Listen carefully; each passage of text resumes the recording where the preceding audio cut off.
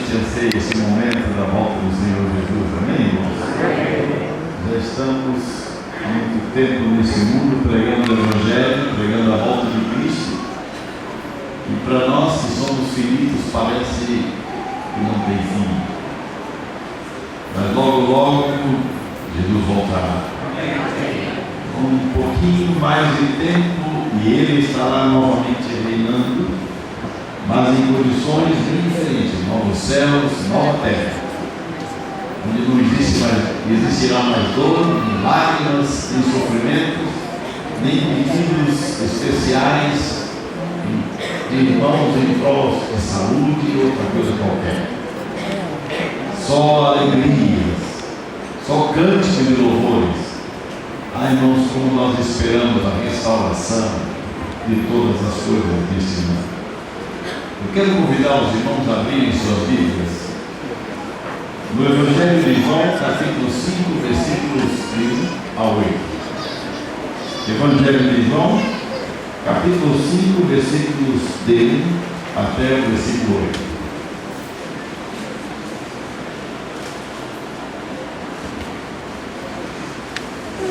Na minha tradução, irmãos, eu leio da seguinte forma: passadas estas coisas, havia uma festa dos judeus e Jesus subiu para Jerusalém.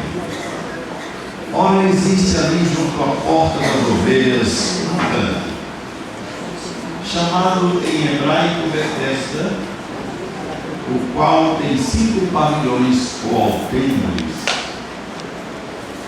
Nesses jaziam a multidão de enfermos, cegos, coxos, paralíticos. E entre parênteses, esperando que se movesse a água, porquanto um anjo descia e em certo tempo agitando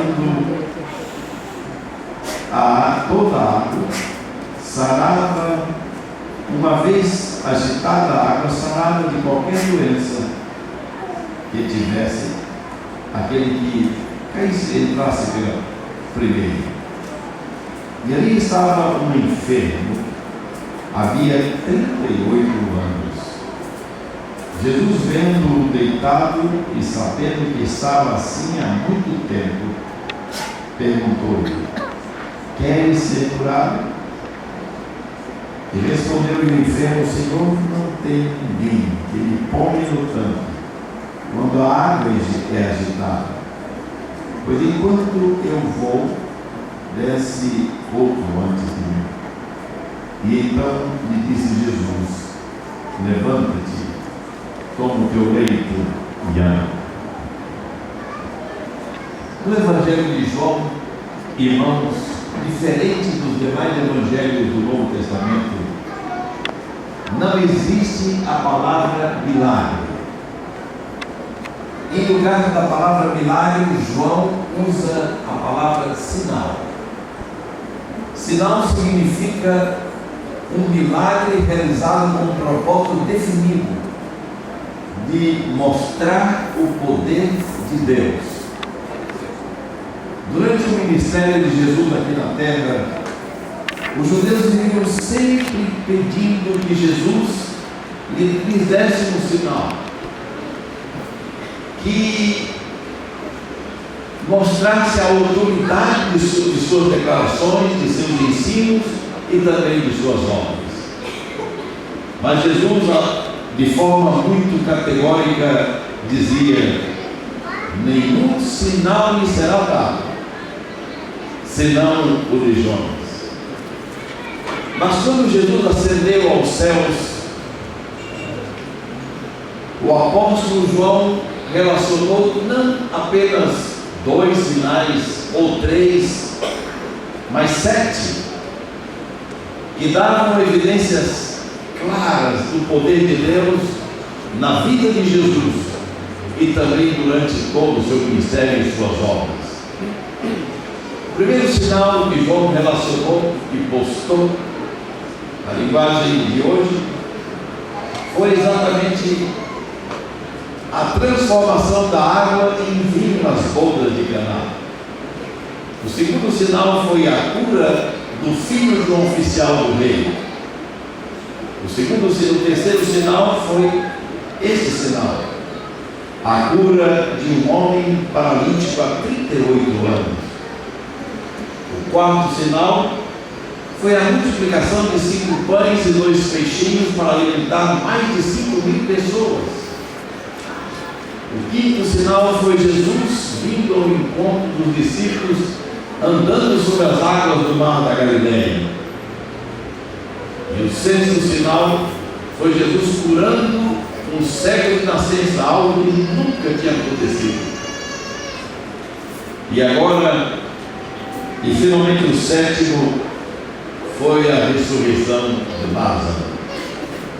Nesta manhã, pelo texto lido, os irmãos podem perceber, e quero falar aos irmãos um pouquinho mais sobre o homem paralítico há 38 anos. Notem que o primeiro versículo começa, o texto lido começa: passadas estas coisas, havia uma festa dos judeus e Jesus subiu para Jerusalém. Podemos dividir em 3 partes esse versículo. A primeira parte: passadas estas coisas. A segunda parte: havia uma festa dos judeus. E a terceira parte: Jesus subiu para Jerusalém. Algumas versões, irmãos, começam este texto não com passadas estas coisas, expressão passadas estas coisas, mas depois disso. Outras versões usam a expressão algum tempo mais tarde. Mas a versão Revista e Atualizada de Almeida, ele traduz passadas estas coisas. E é uma tradução que eu gosto. Gosto não simplesmente porque acho bonita, mas porque tem pelo menos 2 mensagens de extrema importância para todos nós.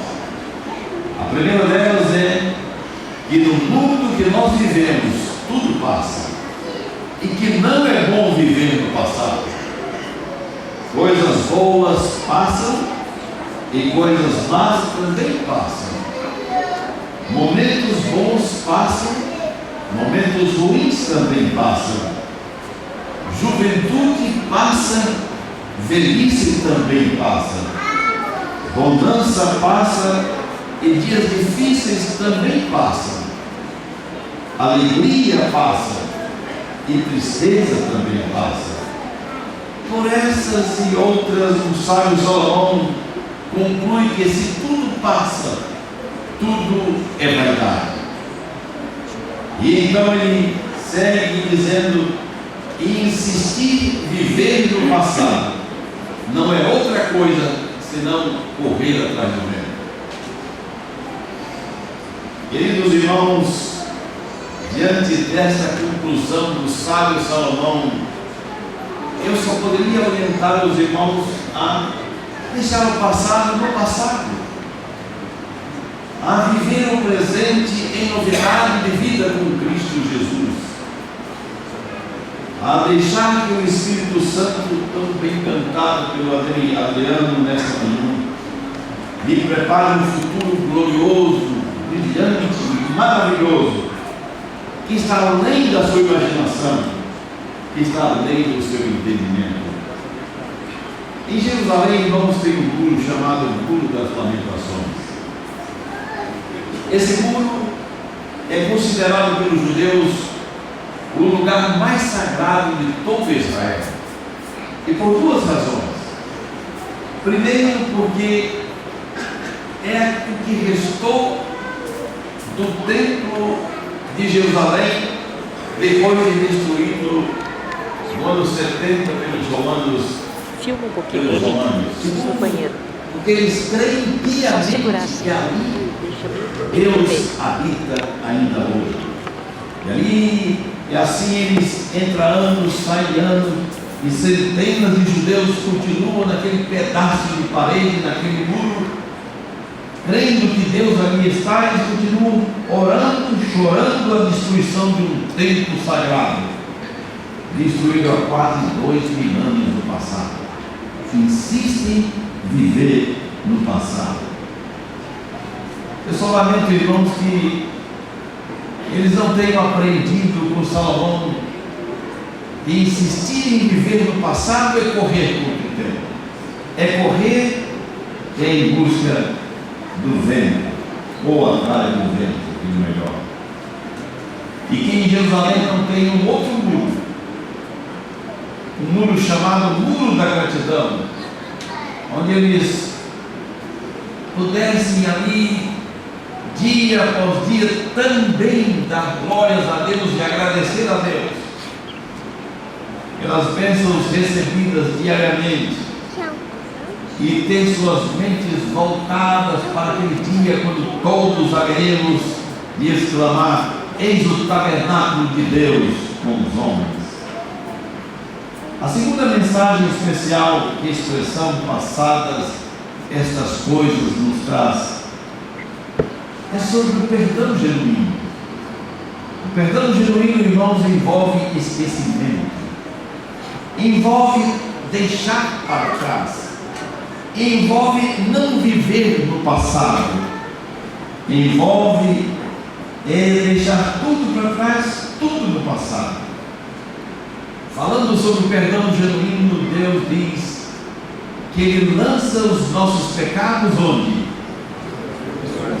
Nas profundezas do mar.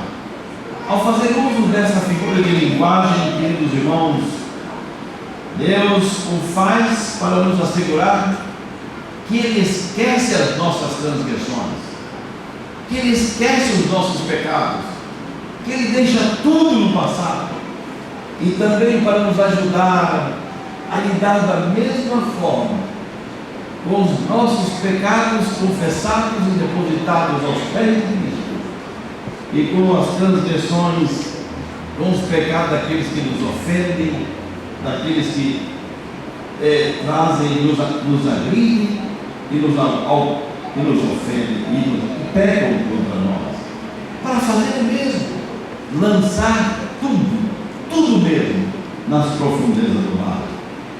Mas quão difícil é lançar os pecados daqueles que nos ofendem nas profundezas do mar.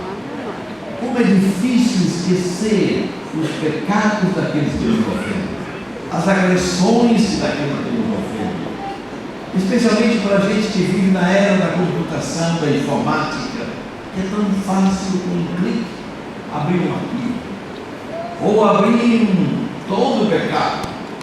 Como é fácil trazer de volta tudo aquilo que está guardado lá e no momento certo lançar tudo na cara daquele que nos ofende.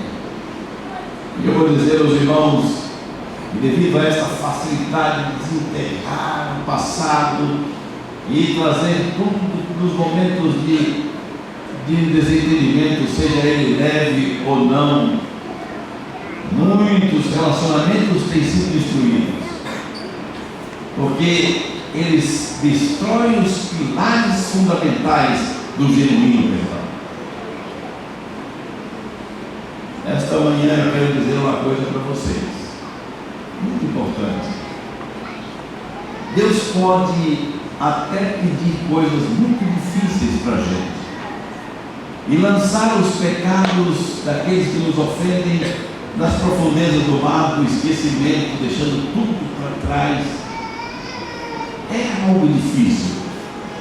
Não precisamos negar esse fato, mas não é impossível. Sabe por quê? Porque as coisas impossíveis Deus reserva para si. Amém, irmãos? Amém. As coisas impossíveis Deus guarda para si. Ele não pede que você resolva, que nós as resolvamos. E o apóstolo Paulo, dando sua contribuição pessoal, Paulo diz: uma coisa faço, esquecendo-me das coisas que para trás fico, prossigo para o alvo, para o prêmio da soberana vocação de Deus em Cristo Jesus. Perdão genuíno, queridos irmãos, é isso. É esquecer as coisas que para trás ficam.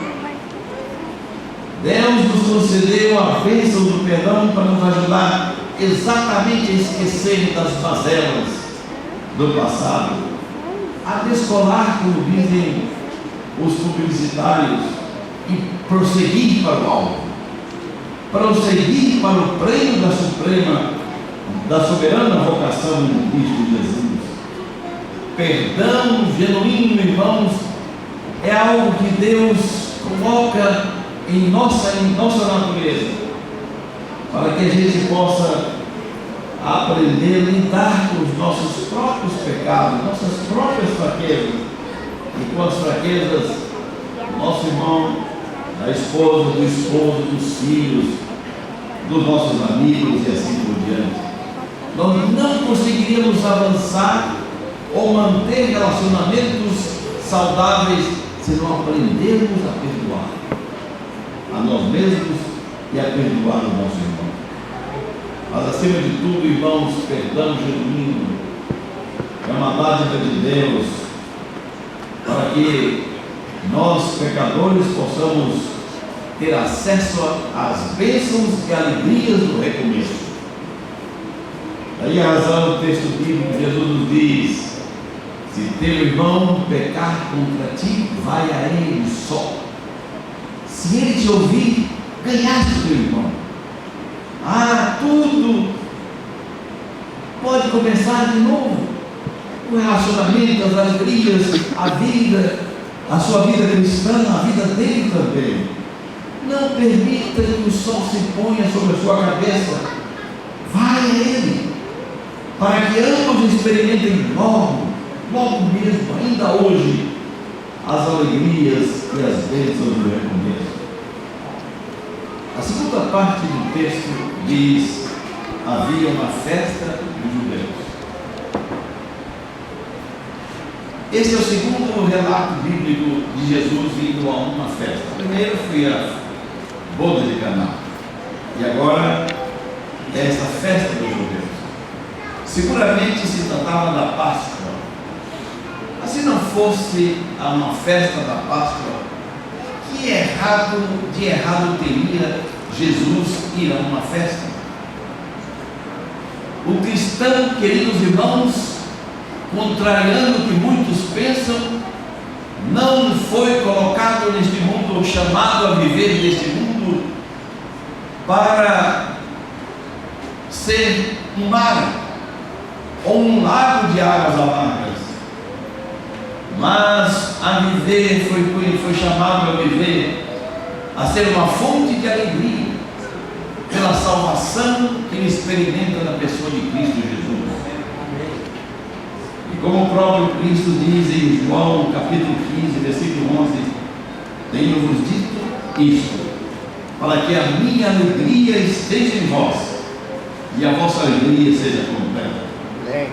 Portanto, queridos irmãos, meu querido irmão, não tenha medo de ser feliz, de ser alegre, de ser uma pessoa de bom humor, de festejar. Não tenha medo de celebrar a festa de casamento, o aniversário de casamento.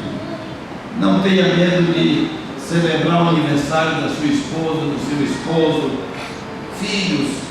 Não tenha medo de sair para gastar com uma viagem, celebrando momentos especiais na sua vida.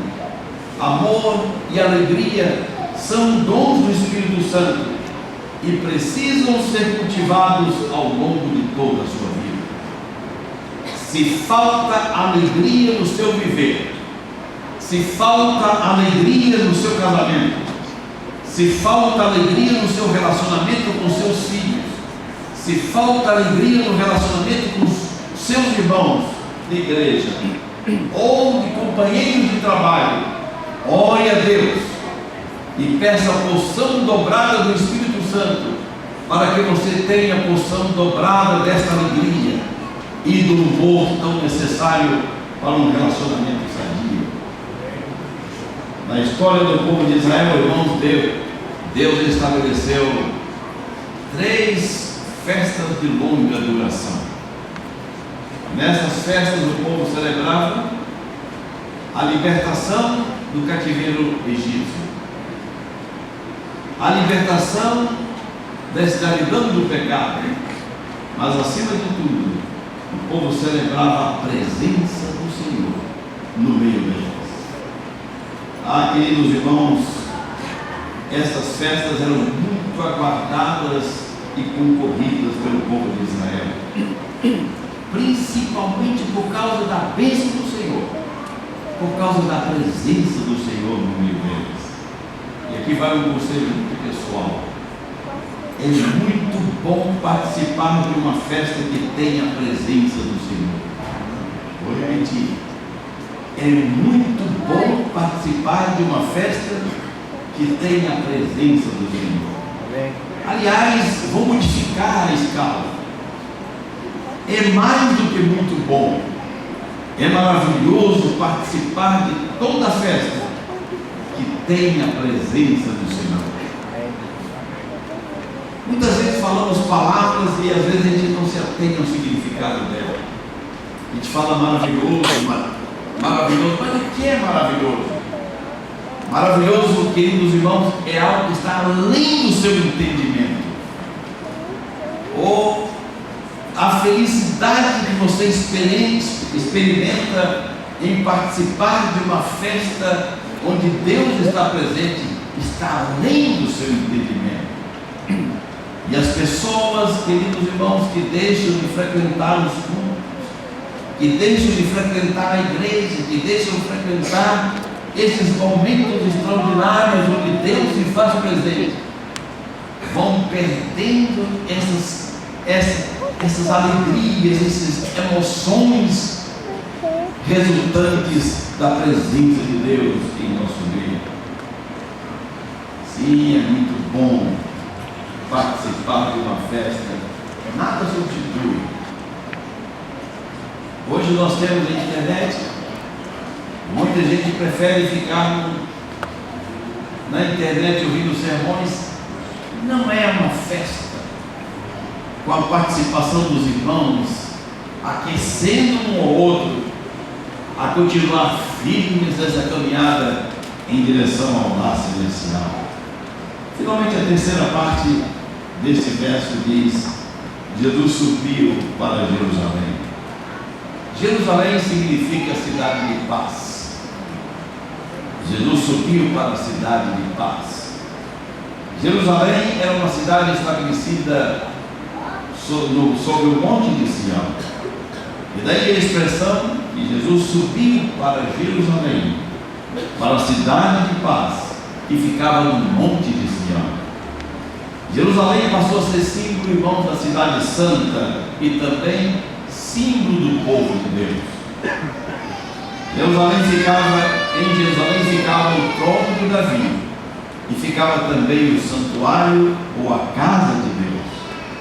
E por isso o povo subia a Jerusalém para se encontrar com o rei, para ver o rei terreno, mas acima de tudo, para ter um encontro pessoal com o Rei dos Reis, com o Senhor dos Senhores, com o Rei Celestial.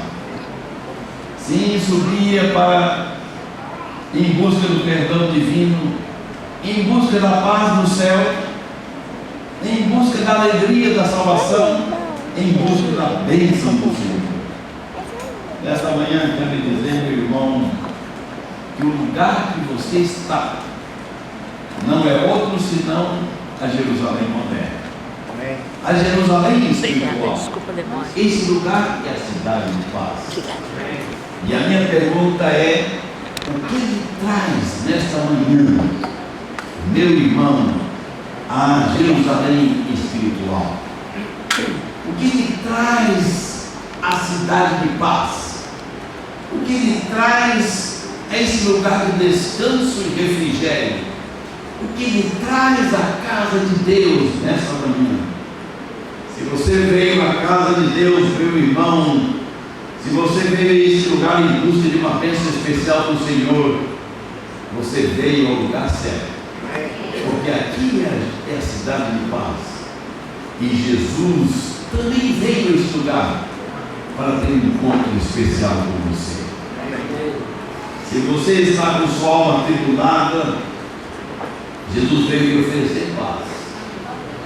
Se você veio a esse lugar se sentindo caído, arruinado pelo pecado, Ele veio lhe levantar. Se você está sentindo que seu lar está destruído, que seu casamento está acabado, ou está em passos disso, saiba que Jesus veio restaurar a sua vida. Deus quer e Deus pode fazer algo por você hoje. Amém, irmãos? Ele pode e Ele quer. Os versículos 2 e 3, irmãos, do texto lido, nos fala que junto à porta das ovelhas havia um tanque chamado Betesda, o qual tinha 5 pavilhões e outras versões 5 alpendras.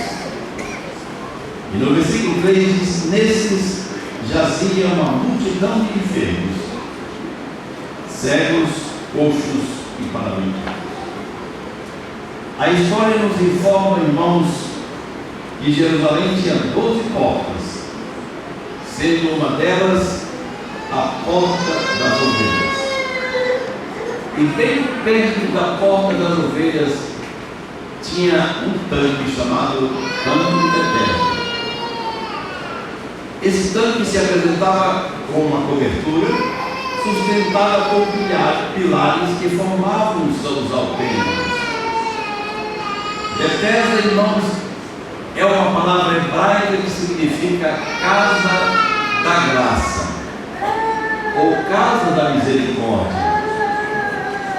Lugar de graça, lugar de misericórdia.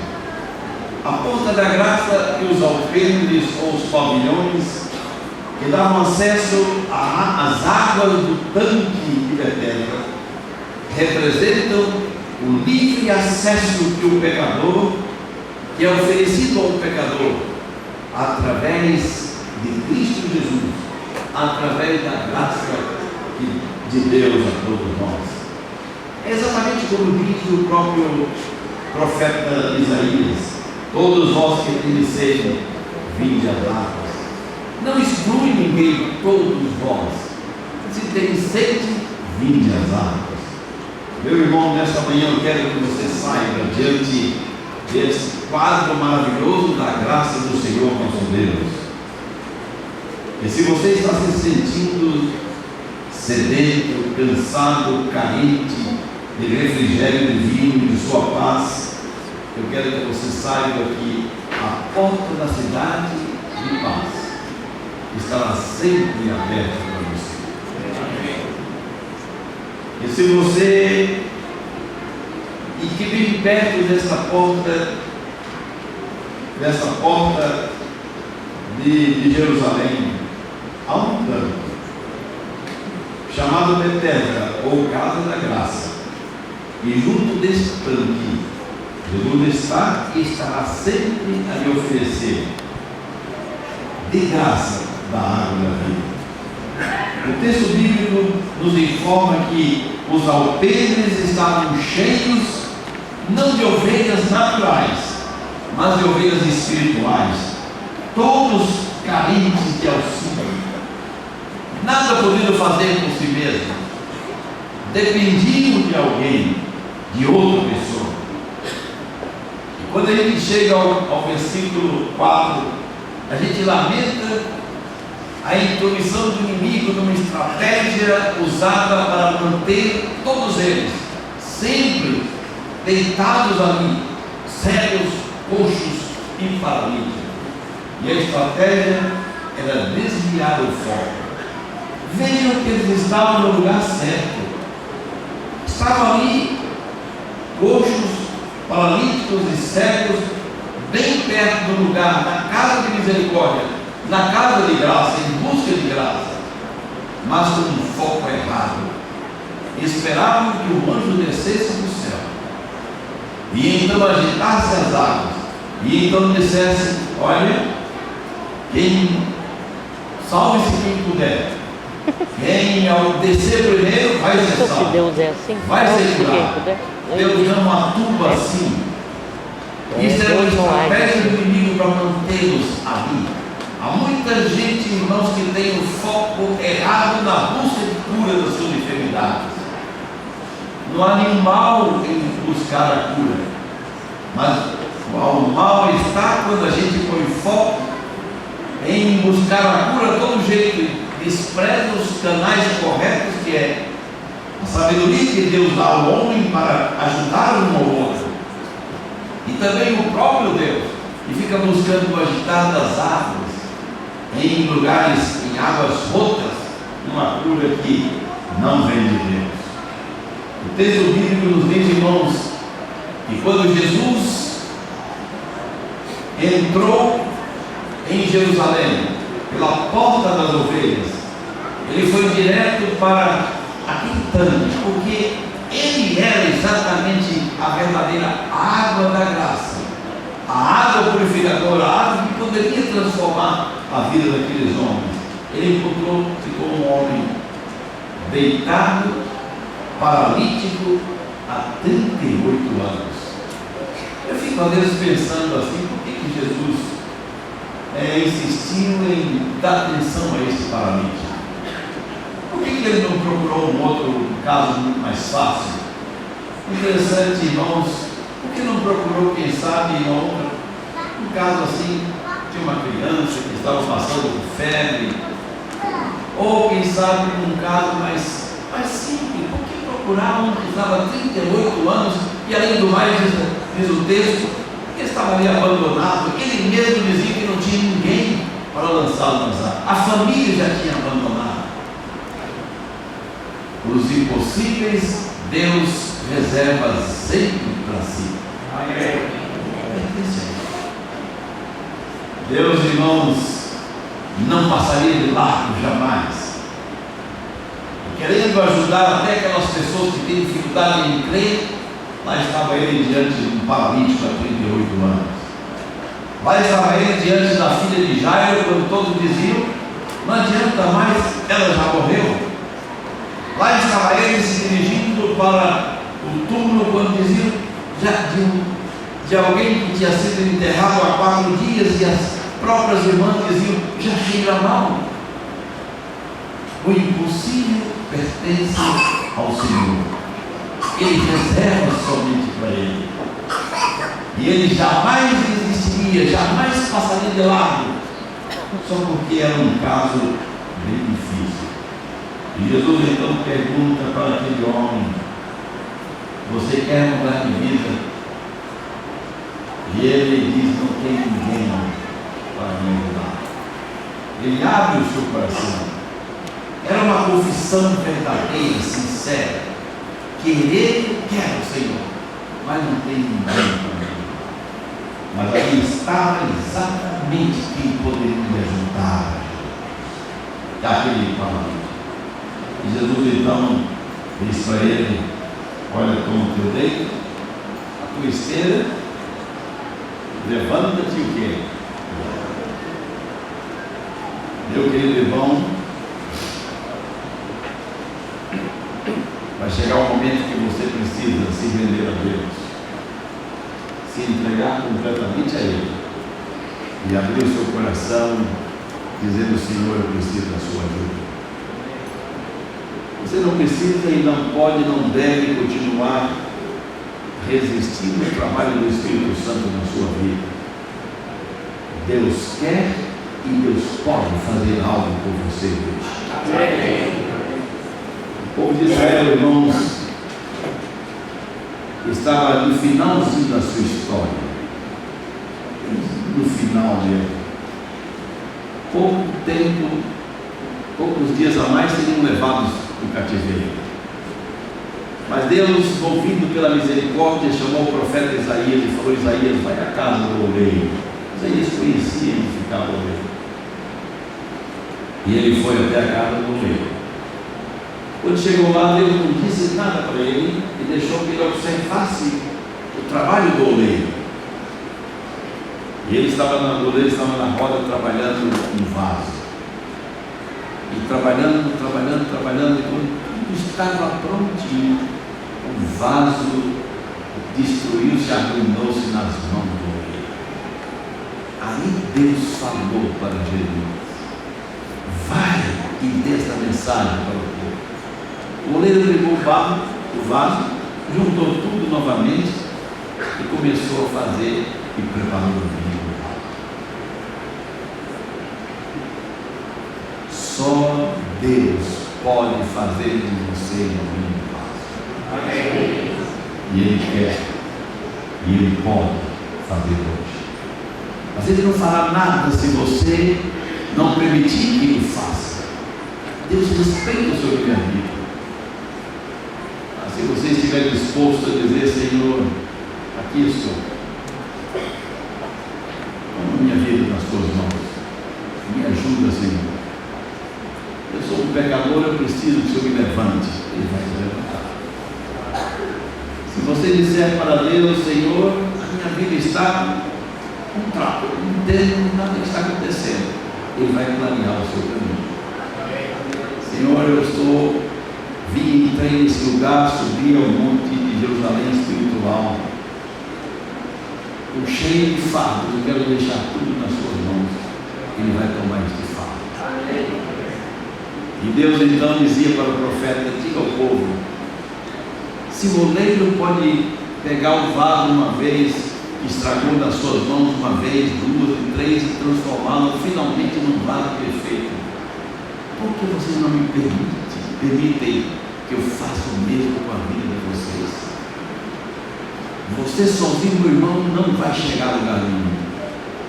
Você precisa se entregar, talvez até chorar e dizer: meu Deus, tenha misericórdia de mim, me ajuda nas minhas fraquezas, no meu coração duro, eu quero ser semelhante a Ele. Pedi ao Adriano para cantar uma mensagem parecida exatamente com os caras. E enquanto ele estiver cantando, se você quiser pedir ajuda e a misericórdia de Deus, eu vou pedir que venha à frente. Eu sei que é apertado aqui. Venha à frente.